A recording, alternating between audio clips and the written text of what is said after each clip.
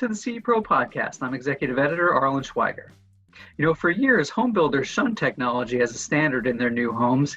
Instead, they left technology as an option for buyers as the norm. No more. Home builders today truly are making smart homes as a standard, knowing it's in high demand and can help the home sell faster. Perhaps most importantly, today's technology won't create a callback nightmare for them or slow down their build cycle. One company at the forefront of this trend is Brilliant, makers of affordable smart home controls built right into standard single and double gang light switches. The company's CEO, Emigh, recently sat down with CE Pro's Jason Knott to discuss this home building trend and what the future looks like.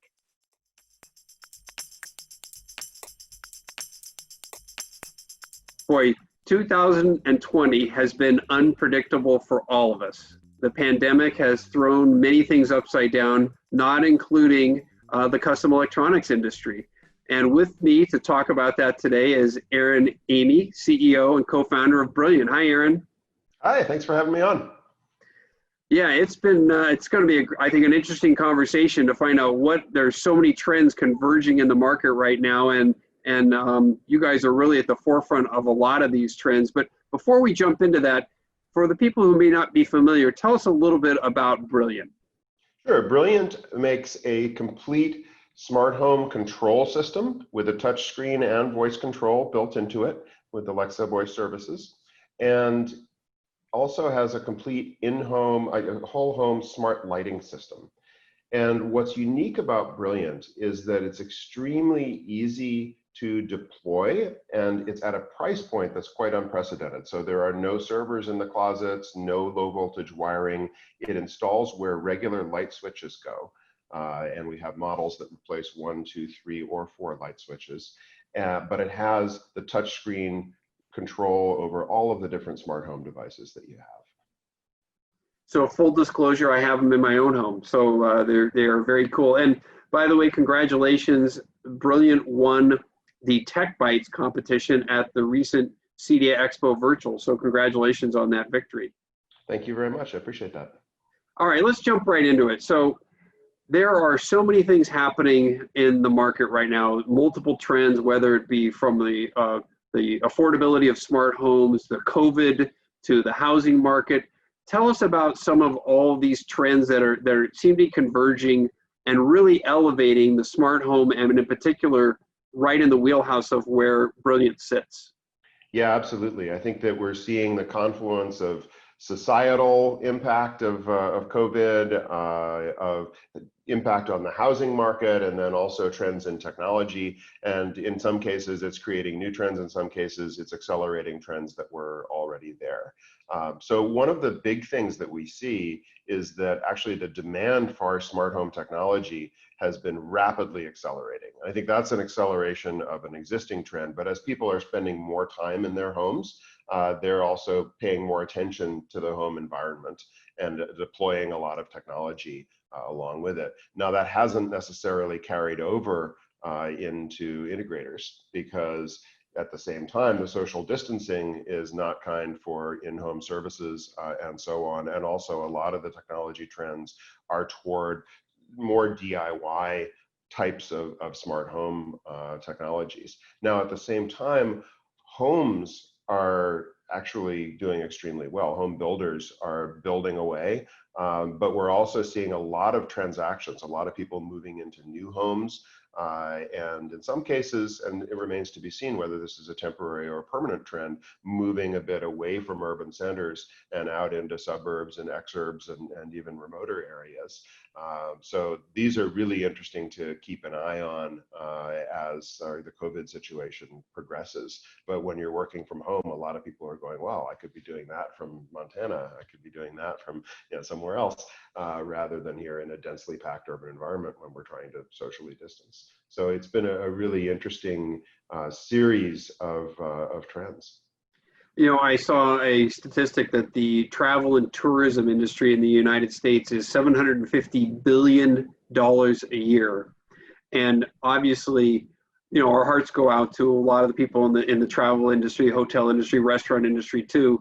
But a lot of that money is transferring, as you just mentioned, into home improvement.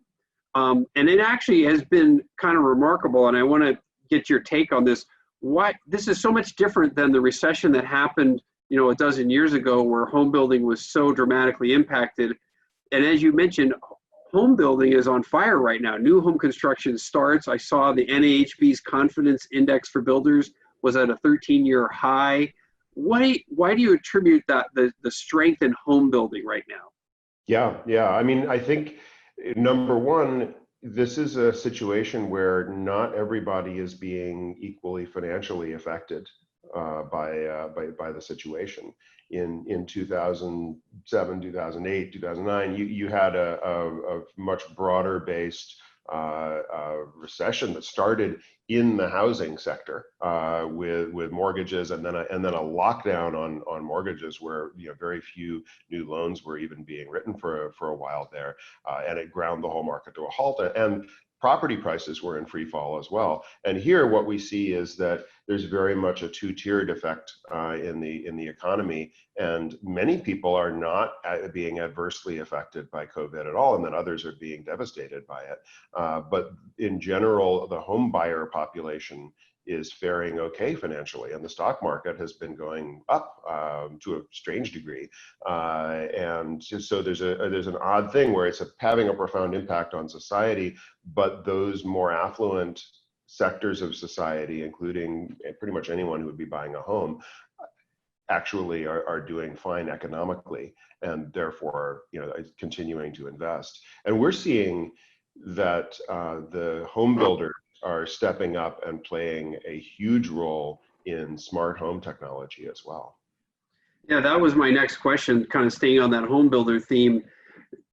They are being able to bring smart home technology now at a much more affordable price point with Brilliant. How does the convergence of the smart home and integration community and that sustained growth in smart home really going to help feed the market? Yeah, I mean, I think this is again an acceleration of a trend that was already in place.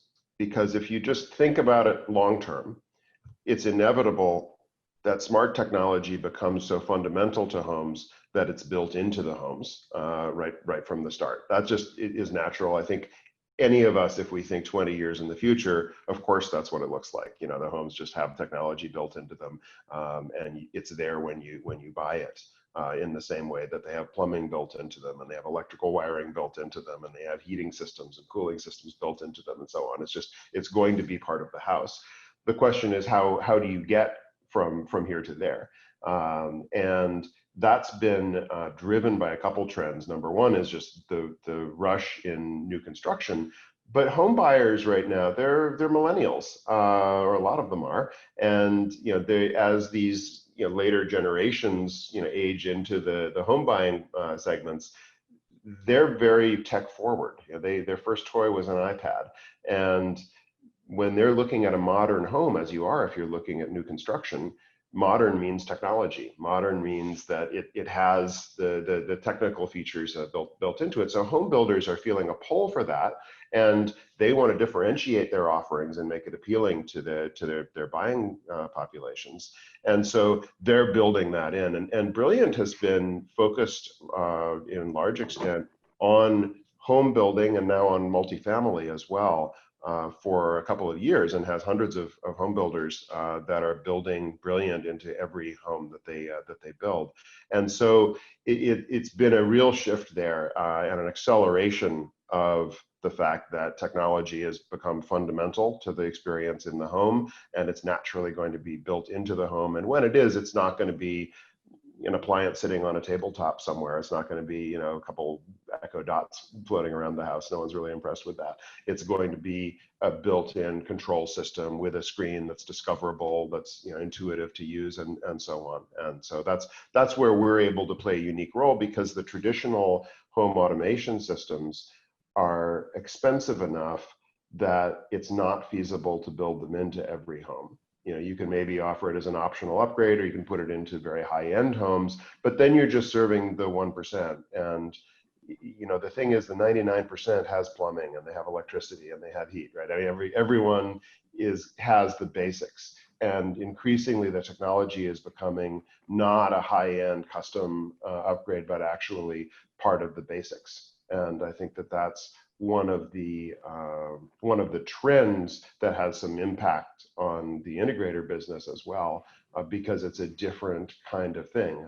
There are different requirements in that market where you're putting it into every home, and you can't be adding tens of thousands of dollars in cost to the home.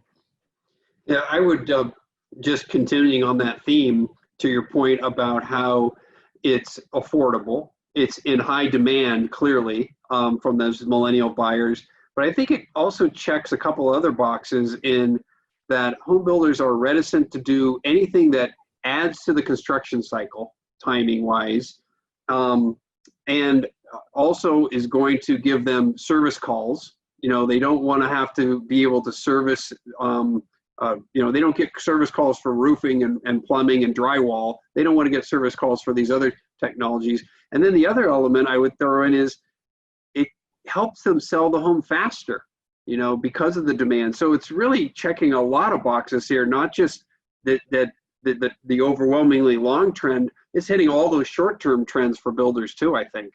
No, that's exactly right. The biggest single short-term driver is the amount of time it takes them to sell a home, because being a home builder is an immensely capital intensive business. You know, if you've just built a new community and it's got 1,000 homes in it, you know, you think about the kind of investment that you have there, that's hundreds of millions of dollars, and they're paying interest. You know, they finance all of that. So they need to move those houses quickly, pay down their bonds, you know, and move on. And so having technology helps that a lot. And you're exactly right, there are some technical ramifications of that as well, in terms of the type of system that's going to go in, where, you know, you're not going to have something that requires low voltage wiring and a long cycle of contractors that need to be in before the drywall goes up, putting in additional things there.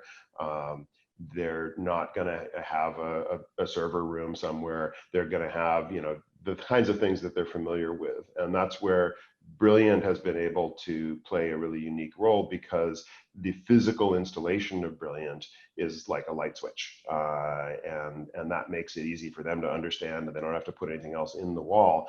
But what we found is that there's still a really vital role for the integrator in this process, because builders are not the most tech forward people out there. I don't think they ever will be. They're experts in you know, pouring concrete and you know, putting up the walls and the roof and so on. And they actually use contractors for all the different things that they do. They use heating contractors and they use electrical contractors and so on and so on. It makes sense that they're going to use a technology contractor as well. That's very natural for them.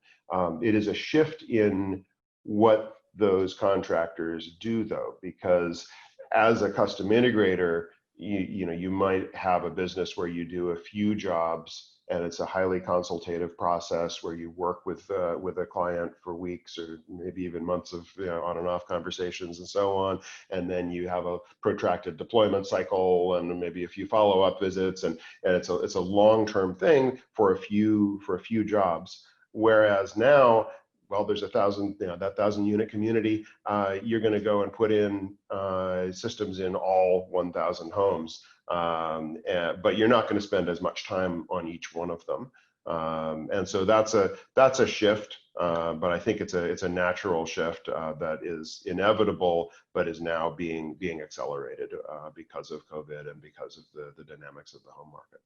I think the other cool element is it makes the smart home ubiquitous throughout the home, versus in the past, oh, we're going to bring the technology in, let's just say a great room, or even a dedicated theater room, or even a whole home control system where you had, oh, the touch panels in the kitchen or the touch panels in the light room or in the living room. You got to walk over there and interact with the home, versus now you're very simply and easily able to make the entire home smart home and enabled from wherever you are in the house.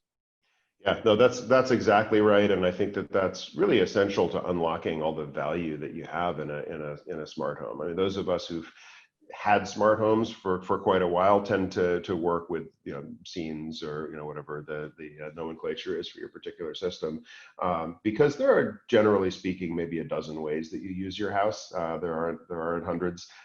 So it's very convenient. Just go, okay, I'm going to cook dinner, I'm going to eat, I'm going to read a book, I'm going to watch a movie, and have the particular things for each of these scenarios happen automatically. But the thing is that you want to initiate those from different places. It doesn't make sense to go to the great room to say that you're going to cook dinner. So you want that everywhere, and making that possible at a price point where it can be built in standard into everybody's house is really accomplished both with a new technology architecture that's all sort of peer-to-peer distributed system. So it takes a lot of the cost out in terms of the extra infrastructure that's needed, but also it's piggybacking on top of the commoditization of certain components due to smartphones and tablets and things like this that are being manufactured in the hundreds of millions. So you can get screens and cameras and so on that are very high quality, but that are also at a price point that you can put them into an inexpensive product and have a very reliable one. Our phones are quite reliable, and putting it in the wall makes just a lot of sense.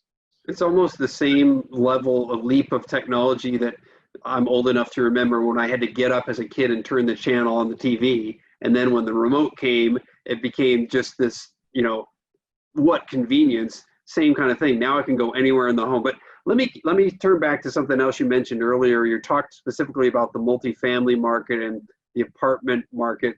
Where does Brilliant fit into that, and what is kind of the state of that side of the market, the MDU space?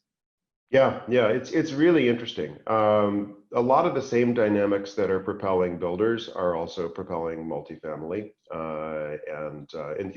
in fact, the renters even tend to be a somewhat younger demographic. A lot of those are Gen Zers, and so again, very tech forward, and it's a competitive market. They're competing against one another to attract renters, and similarly to builders, the carrying cost of an empty apartment is very, very high. So some of our partners, we work with CA Ventures, for example, they have 20,000 units under management. 5% vacancy is pretty typical in that industry. So let's assume that that's about, they have at any given time, they have 1,000 empty units. That's a lot of rent that isn't being collected at any given point.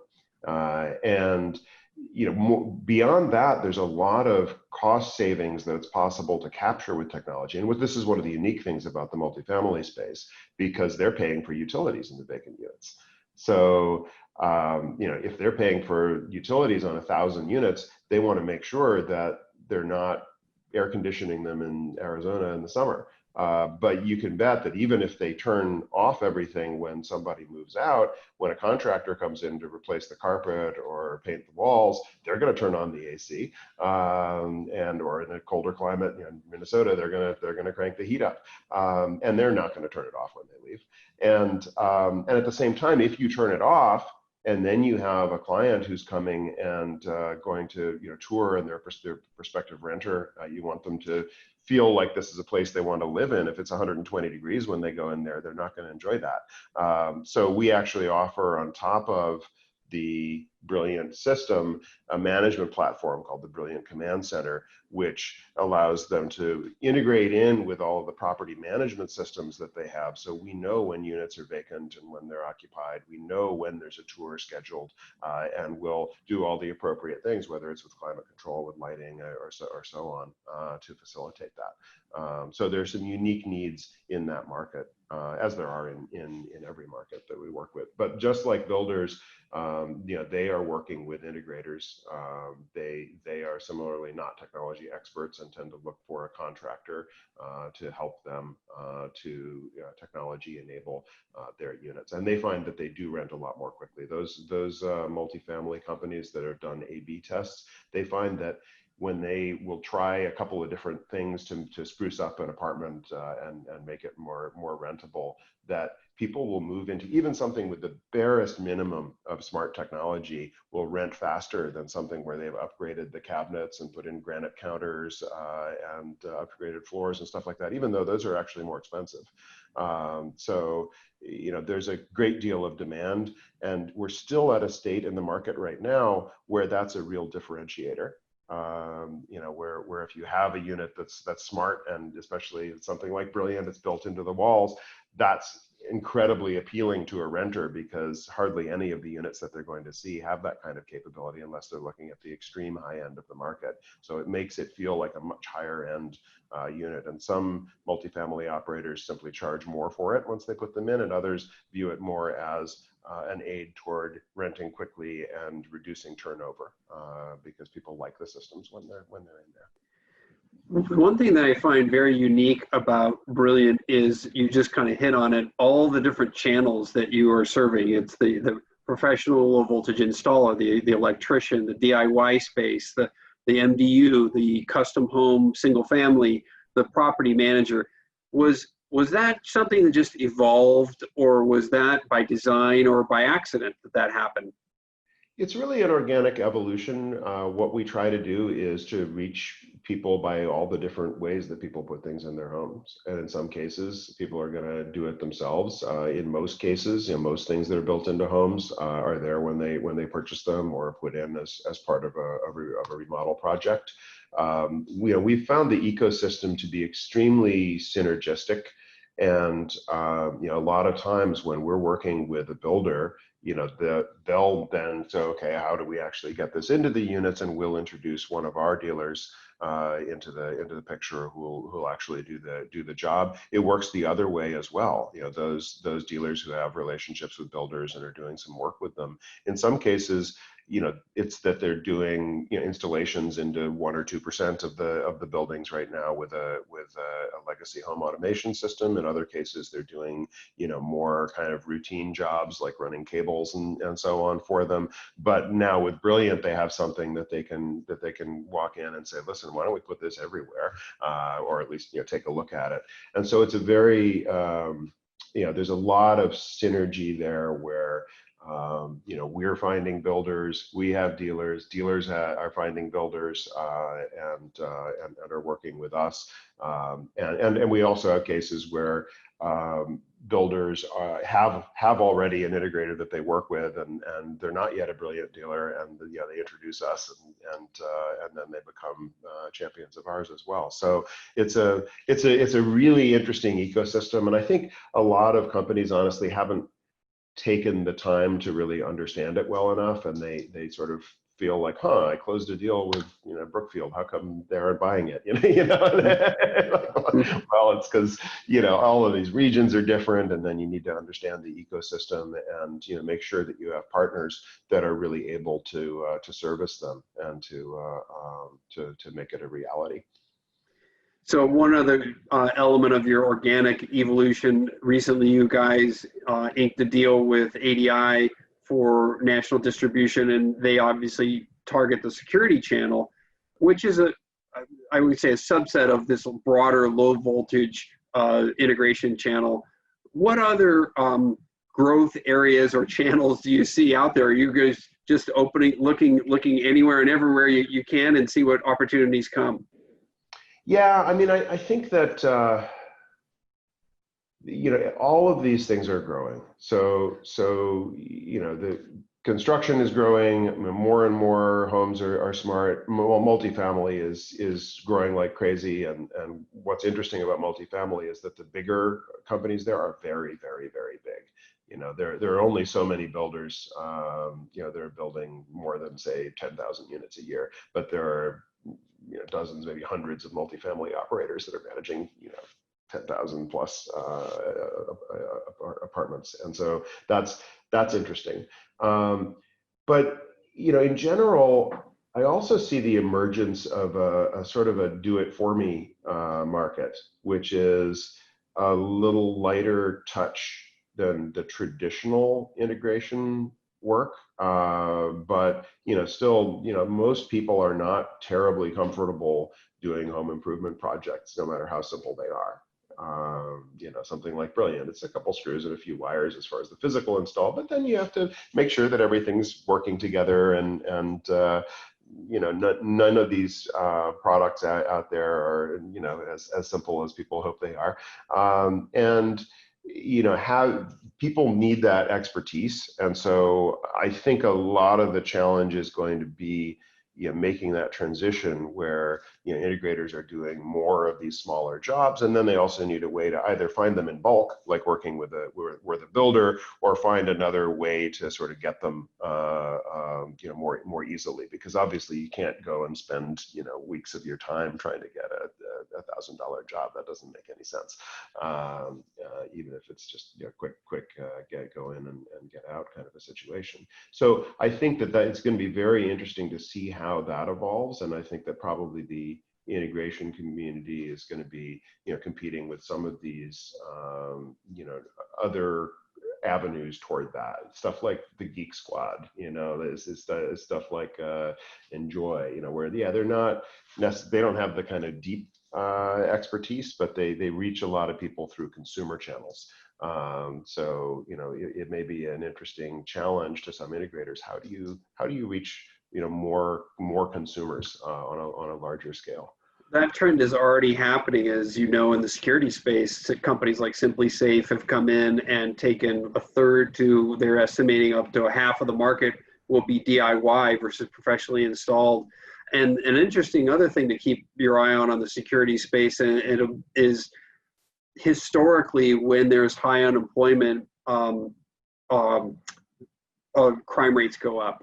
And so now we're seeing this, situation that's happening with due to the pandemic and the high unemployment rates, and we're starting to see in certain cities some higher unemployment and some higher crime. So I'll be very curious to see how strong that security channel, both on the DIY side and the professional installation side, does for you. I think you're in a good spot there. All right. One last thing, what can we expect from Brilliant down the road? Tell us a little bit more about what integrators can expect to see. Yeah, I mean, in a lot of ways, our story so far has been really threefold. First, extending into new channels, and I think that we're pretty happy now with how we're reaching people for the most part. But we're going to continue some expansion there, and longer term there'll be international expansion. But right now we're focused on North America. There's hand in hand with that constant stream of new integrations that we do. We built obviously as part of our system an integration platform where we work with all sorts of different smart home devices and companies, and these are specific to channels in some cases. So there are some things that are universal, but there are others that are more specific to a channel. So for example, if you're in a single family home, you're going to have a Ring doorbell or something like that, a smart doorbell. If you're in a multifamily situation, you're not going to have a smart doorbell per se, but you will have a system like a Butterfly MX or something like that, which is similar capability, but designed for a building that might have 400 residents instead of a single family. And so they're going to be a constant stream of integrations that are coming in each of these channels. And then, there's also an ever increasing product offering from us. So we've recently launched a smart dimmer switch to go with the smart home control. So the smart home control costs $300 to $450 MSRP per unit.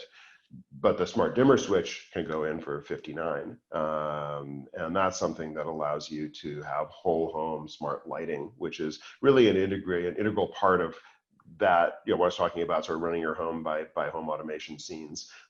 Lighting is the thing that changes most in these scenes, so you really need that throughout the home. So we wanted something that was really high quality, could do occupancy-based lighting, and felt high end, but did so at a price point that you could put it all through the house without breaking the bank. We're going to have a smart plug for area lighting and other applications coming out soon, and then we have a whole string of other products that will be be launching as well. And then the other thing is that, we started our first software product as an independent product, that is, with the command center for multifamily. But there are a lot of other opportunities like that down the road to sort of meet the needs of a particular channel with a tailored offering for them. So there's a lot of this going on. It's an exciting time. It's an exciting industry to be a part of. I've been around for long enough doing technology to be there for the PC revolution of the 80s and the internet revolution of the 90s and the mobile revolution of the 2000s. And I think that what's happening now in home technology, we're going to look back on it and feel that it was every bit as significant, both in terms of the economic impact, but also more importantly in the impact on people's lives as those other huge shifts in technology were. So it's an exciting time to be part of it. Yeah, the lighting is a great area to be in right now. There's really a revolution taking place with the low voltage fixtures. We see so much happening on the wellness, circadian rhythm, human-centric lighting side. And I think I've seen data that one of the number one interactions with voice control is for light adjustment. So great place to be in. So, all right, Aaron Emigh, CEO, co-founder of Brilliant. Thanks for joining CE Pro today. Thanks so much.